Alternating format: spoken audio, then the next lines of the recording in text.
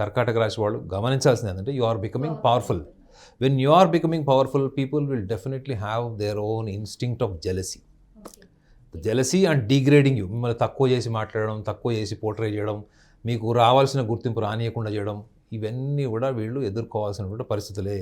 So దీన్ని మీరు manifestation కూడా చేసుకోవాలి. ఎందుకంటే ఇయర్ ఆఫ్ మేనిఫెస్టేషన్ ఎందుకు జరుగుతుంది?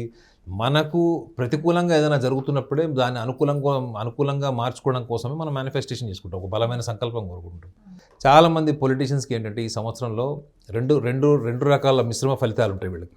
ఒకటి, వీళ్ళకి మంచి గుర్తింపు, ఉన్నతమైన పదవులు వస్తాయి. ఎట్ ద సేమ్ టైం వీళ్ళ కింద క్యాడర్ వీళ్ళకి దూరం అయ్యే ఛాన్స్ ఉంటుంది.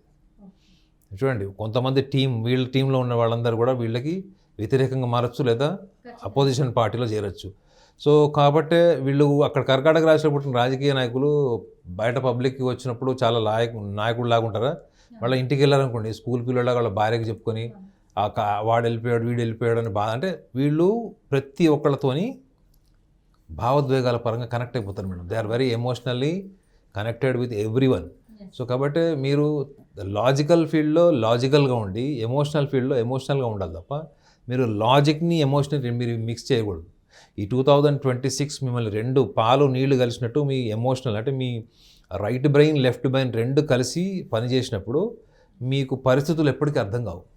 సో మీరు అర్థం చేసుకోవాల్సింది ఏంటంటే మీ రైట్ బ్రెయిన్ అంటే ఎమోషనల్ బాండేజ్ అండ్ క్రియేటివిటీ మీకు ఎంత స్ట్రాంగ్ ఉంటుందో, లాజిక్స్ ఆర్ మీన్స్ మనం అవసరాల కోసం, లాభాల కోసం పనిచేసేటువంటిది మన లెఫ్ట్ బ్రెయిన్ ఎక్కువగా, ఒక సామాన్యుడికి అర్థమయ్యేటట్టు చెప్పాలంటే. సో ఈ రెండింటిని మీరు క్లాసిఫై చేసుకోవాల్సిన సందర్భం వచ్చింది మీకు 2026లో.